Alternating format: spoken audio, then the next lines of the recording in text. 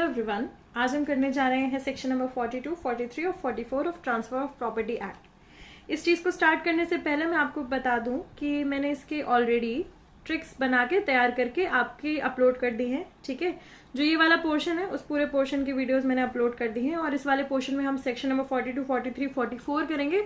Because अगर ज्यादा करेंगे तो क्या है ना, वीडियो थोड़ा लंबा हो जाएगा। हालांकि इसके साथ साथ और भी सेक्शन इसी कैटेगरी में फॉल करते हैं जो कि मैंने आपको ट्रिक्स में करवाए हैं, वो देख लीजिएगा। तो चलिए स्टार्ट करते हैं सेक्शन नंबर 42 से।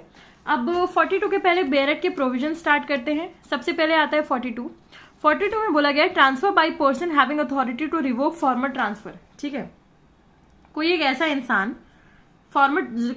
इंसान जो कि रिवोक कर सकता है, ठीक है, उसी चीज से रिलेटेड है।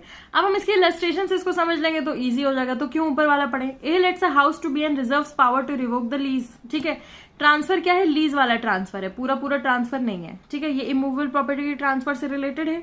तो उसी से रिलेटेड है कि अगर आपने एक सर्टेन ट्रांसफर कर दिया अपनी प्रॉपर्टी का, बट उसमें एक राइट रिजर्व कर दिया है। ठीक है, रिजर्व क्या किया है, in the opinion of a specified surveyor B should make a use of its detrimental to its value. ठीक है, afterwards A thinking that such a use has been made lets the house to C. This operates as a revocation of B's lease subjected to the opinion of the surveyor. ठीक है, किसके opinion पे ये based है, opinion of the surveyor.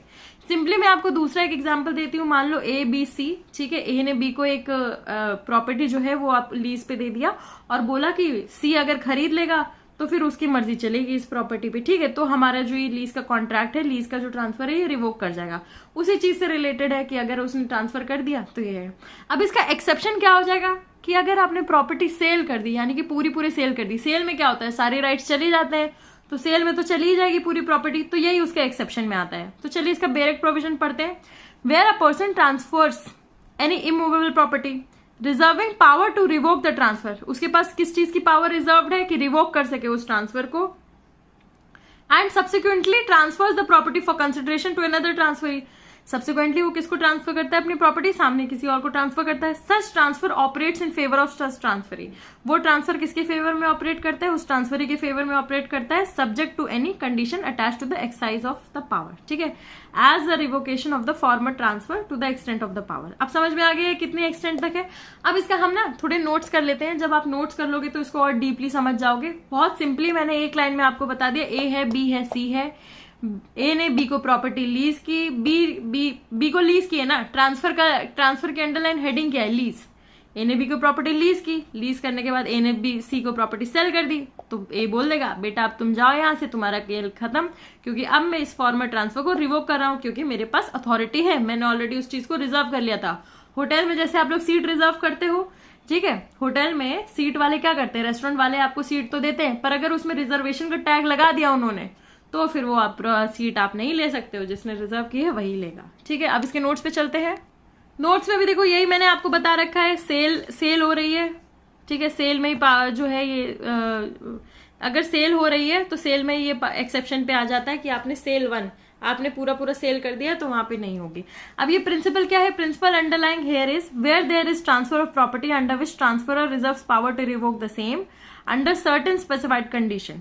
If after the first transfer के बाद the same property transfer to another person then second transfer is also revoked. ठीक है, वही प्रॉपर्टी, सेम प्रॉपर्टी, कौन सी प्रॉपर्टी, अरे यही प्रॉपर्टी है, मान लो ये प्रॉपर्टी है, ठीक है, इस पे घर बना हुआ है, किसको दोगे, एक ही को तो दोगे, तो आप एक ही को देना है, पर आप चाहते हो कि बाद में भी आप उसको किसी और को दे सको, तो एक को लीज पे दे दो और एक को पूरा बेच दो। ठीक है, एक को सेल कर दो, तो लीज और सेल ये क्या है, साथ में एज वो चल सकते हैं, एज अ कपल साथ में चलते हैं।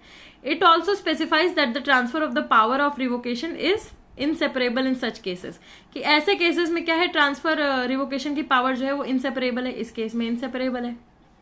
तो इसमें अब इससे ज्यादा याद करने वाला कुछ है नहीं। फिर से एक बार मैं एग्जांपल बता देती हूँ। ए ने लीज पे प्रॉपर्टी दी है बी को, ए ने वही प्रॉपर्टी क्या कर दिया, सेल कर दिया, किसको, सी को। तो प्रॉपर्टी जब सेल कर दी है तो इसका पत्ता कट, समझ गए, लीज वाले का पत्ता कट। पर अगर ए ने बी को प्रॉपर्टी कर दी है सेल और ए ने सी को भी प्रॉपर्टी कर दी है सेल, तो फिर यहाँ पे आ जाएगा क्वेश्चन मार्क। ठीक है, और ये कर जाएगा फॉल दूसरे सेक्शंस पे कि एक ही प्रॉपर्टी को आप इसको भी बेच रहे हो, इसको भी बेच रहे हो, तो किसके पास जाएगी, किसने रीजनेबल वो सब लिया है, ध्यान दिया है कि प्रॉपर्टी उसके नाम थी कि नहीं, ये सब चीजें आ जाएंगी।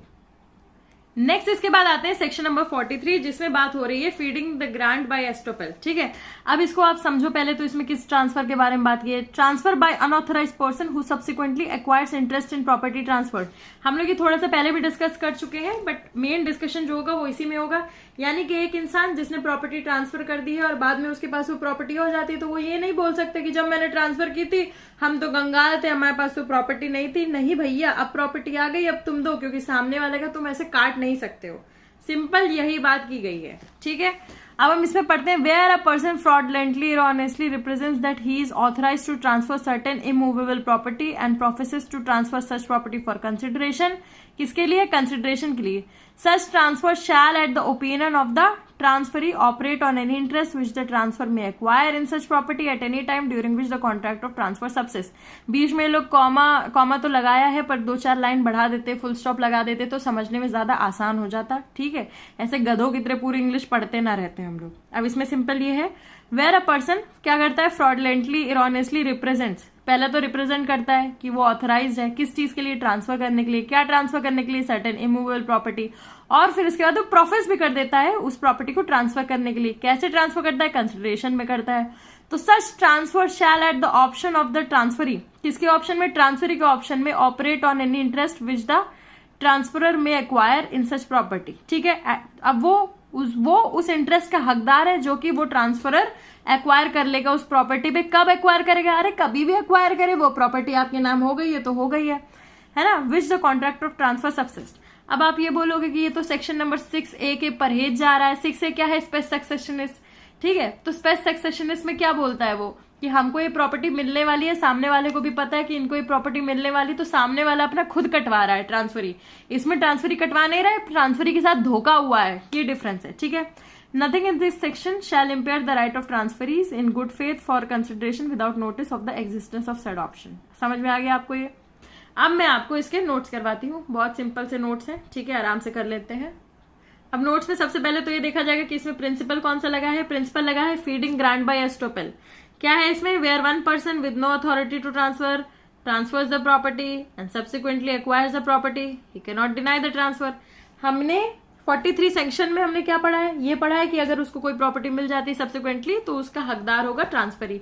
इसमें क्या है कि सब्सिक्वेंटली उसको प्रॉपर्टी मिल गई है तो फिर वो डिनाई नहीं कर सकता ट्रांसफर। समझ गए इसका मतलब? बेसिस क्या है इसका? इक्विटी बेसिस है। इक्विटी, जस्टिस, गुड कंसाइंस तो हमारे पूरे कॉन्स्टिट्यूशन का बेसिस है। ठीक है, क्या है? Equity regards as done what ought to be done. अब तुमने जबान दे दी है तो सामान भी दे ही दो। ठीक है, person must fulfil his promise. तो किस पे ये बेस्ड है? अरे पुराने रामायण महाभारत पे ये बेस्ड है, क्योंकि जो आपने जुबान दी है वो आपको करना पड़ेगा। अब इसके बाद सेक्शन नंबर 43 से रिलेटेड हम कर लेते हैं। क्या करते हैं? Essential elements of 43। कितने एसेंशियल एलिमेंट्स है 43 के? 3 एसेंशियल एलिमेंट्स है, 3-4 एसेंशियल एलिमेंट्स है। पहला क्या है? Person professes to transfer immovable property. ठीक है, क्या ट्रांसफर करता है? Immovable property fraudulently erroneously representing authority. क्या है? Unauthorised person. सबसे पहला तो क्या है इसमें? सिंपल ये बात बोली जा रही है कि अनऑथराइज पर्सन है इधर जो कि ट्रांसफर करता है। अब अनऑथराइज पर्सन क्या है? उसके पास अथॉरिटी नहीं है, तभी तो वो अनऑथराइज पर्सन है। उसके पास टाइटल नहीं है। क्या नहीं है? टाइटल नहीं है, इंटरेस्ट नहीं है, ये सब चीजें नहीं है इमूवेबल प्रॉपर्टी की। तो क्या है? वो एंटाइटल नहीं है ट्रांसफर करने का। पर तब भी अगर वो ट्रांसफर करता है तो आगे चलते हैं।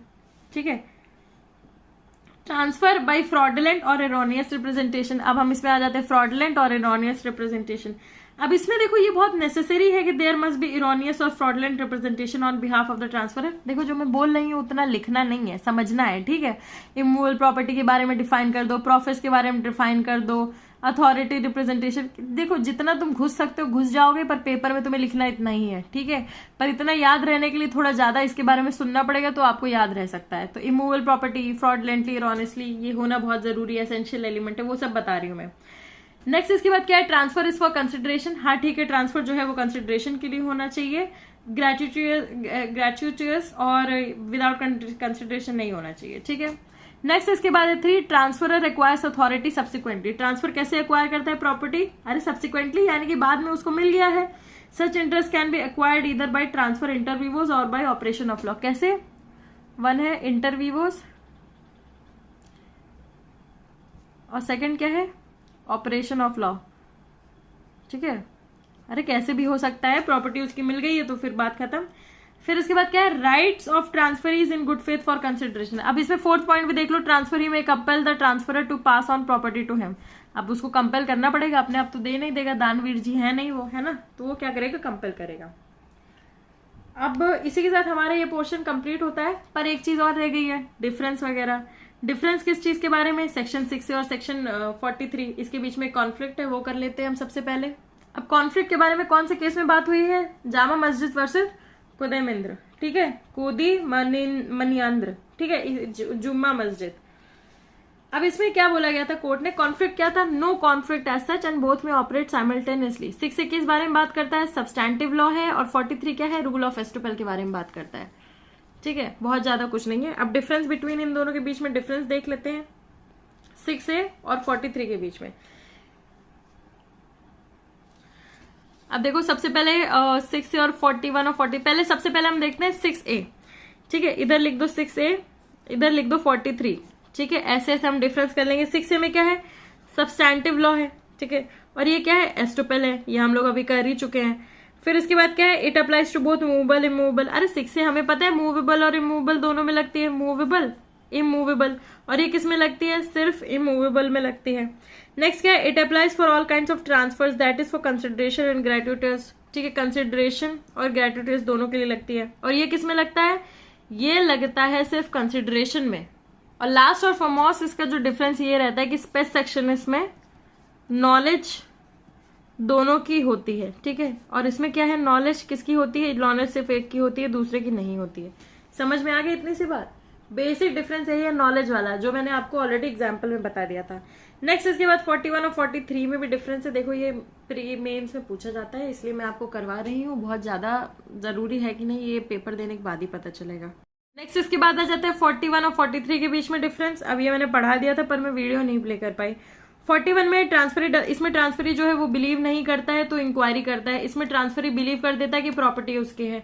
इसमें क्या है, प्रॉपर्टी जो है वो प्रॉपर्टी जो है, ट्रांसफरी जो है वो क्या करता है, get the property which does not belong to transferor. Transferee को प्रॉपर्टी मिलती है जो कि ट्रांसफरर की नहीं है, ठीक है, बिचौलिया होता है। इसमें ट्रांसफरी को प्रॉपर्टी ट्रांसफरर की ही मिलती है। इसमें क्या है, एस्टोपेल अगेंस्ट ओनर लगता है, इसमें एस्टोपेल ऑपरेट्स अगेंस्ट द ट्रांसफरर। बस इतनी सी बात है। अगर आपको कोई इश्यू रह जाता है तो आप कमेंट कर दीजिएगा। नेक्स्ट चलते हैं हम लोग इसके बाद सेक्शन नंबर 44 पे। सेक्शन नंबर 44 सिंपली बात करता है दूसरे जूते में अपना पैर डालना, ठीक है, ट्रांसफर बाय वन को ओनर। अब मान लो आप और चाचा रह रहे हैं साथ में, आप बहुत हंसी खुशी रह रहे हैं, फिर चाचा ने बोला कि हमें तो अपना घर चेंज करना है, तो जो दूसरे आएंगे ओनर्स वो आपके घर में अपने आपके चाचा जैसे तो नहीं रह लेंगे, वो को ओनर्स हो जाएंगे पर आपके चाचा थोड़ी बन जाएंगे, है ना, समझ में आ गई ये बात। तो दूसरे के जूते में अपना पैर डालने की कोशिश मत करिए, कृपया अपनी जगह में रहिए, ठीक है।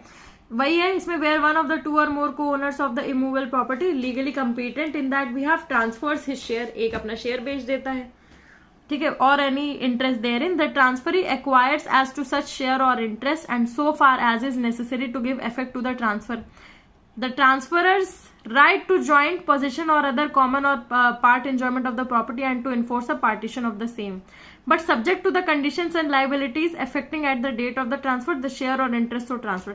समझ में आ गया होगा, मैंने आपको यही बताया है। देखो, वन और to or more co-owners of the property है, इमूवेबल प्रॉपर्टी है, कंपीटेंट है, वो लोग क्या करने के, ट्रांसफर करने के, उसमें से क्या करता है, कोई अपने शेयर या फिर इंटरेस्ट को ट्रांसफर कर देता है। ट्रांसफर उस ट्रांसफर को अक्वायर कर लेता है, ठीक है, as to such share or interest and so far as is necessary to give effect to the transfer the transferer's right to joint possession or other common or part enjoyment। अब देखो जो other common और part enjoyment of the property है and to enforce a partition of the same, ठीक है, ये सब क्या होंगे, subject to the conditions and liabilities affecting at the date of the transfer the share or interest or transfer। अब देखो मैं आपको जनरल प्रिंसिपल ऑफ सब्रोगेशन बता देती हूँ, इसमें लगती है थ्योरी ऑफ सब्रोगेशन। इसका जो थोड़े से नोट्स हैं बस वही करने हैं, बाकी जो मैंने आपको एक्सप्लेन करना था कर दिया है। नेक्स्ट इस पे सेकंड पार्ट आता है, where the transferee of a share of dwelling house belonging to an undivided family. अब देखो जो ट्रांसफरी है ड्वेलिंग हाउस का, अनडिवाइडेड फैमिली का, जो कि मेंबर नहीं है फैमिली का, nothing in this section shall be deemed to entitle him to joint possession of other common or part enjoyment of the house. अब देखो इसमें सिंपली ये बात है कि आप अगर प्रॉपर्टी ट्रांसफर कर देते हो तो आप सारे एंजॉयमेंट्स भी ट्रांसफर करोगे, बट अगर ड्वेलिंग हाउस है, कॉमन बिलोंगिंग्स है, अब ये हो रहा है कि अब किचन में कढ़ैया रखी है तो कढ़ैया लेके नहीं चली जाएंगी वो, अगर आधा किचन उनका है तो, ठीक है, सामान अपना रखेंगे, सिंपल सी वही बात है ये। अब कर लेते हैं हम इसके प्रिंसिपल्स और इस सारे नोट्स वाली चीजें। सबरोगेशन में आता है ट्रांसफर बाय वन को ओनर। ठीक है, क्या है ट्रांसफर बाय वन को owner. This section incorporates rule of substitution. ये सेक्शन क्या इनकॉर्पोरेट करता है, सब्सटीट्यूशन का रूल इनकॉर्पोरेट करता है। सब्सटीट्यूट कर लोगे ना आप, चाचा की जगह कोई और आ जाएगा। And applies to a case where the property is owned by more than one person. Property किसने की है, मोर देन वन पर्सन ने। And one of the co-owner sells his share. One of the co-owner क्या करते हैं, cell कर देते हैं अपने शेयर को। The transferee in such a case steps into shoe. ठीक है, आप उसके जूते में अपना पैर डालते हो, transferee of the transferor, and he is entitled to all the right that the transferee had in the property and would also be liable for any liabilities, ठीक है, that the transferor was accountable for। तो इतना समझ में आ गया होगा, बहुत ज्यादा है नहीं कोई चीज इसमें याद करने वाली और बहुत ज्यादा समझने वाली चीजें नहीं है। मैंने आपको बेरक के सारे प्रोविजंस भी बता दिए हैं कि कैसे आपको क्या याद करना है। आगे आने वाली चीजें मैं आपको इसी के साथ बताती रहूंगी। और अगर आपको ये वीडियो अच्छा लगता है तो please do like, share, comment and subscribe. मैं बीच में बहुत ज्यादा फालतू बातें भी नहीं करती हूँ ताकि ये वीडियो ज्यादा लंबा ना हो, बट एंड में like, share, comment and subscribe के लिए तो मैं बोल ही सकती हूँ। एंड प्लीज इससे बहुत ज्यादा मोटिवेशन मिलता है, आगे भी ऐसे वीडियोज आते रहेंगे। तब तक के लिए चलते हैं। Please do like, share, comment and please do subscribe. Thank you.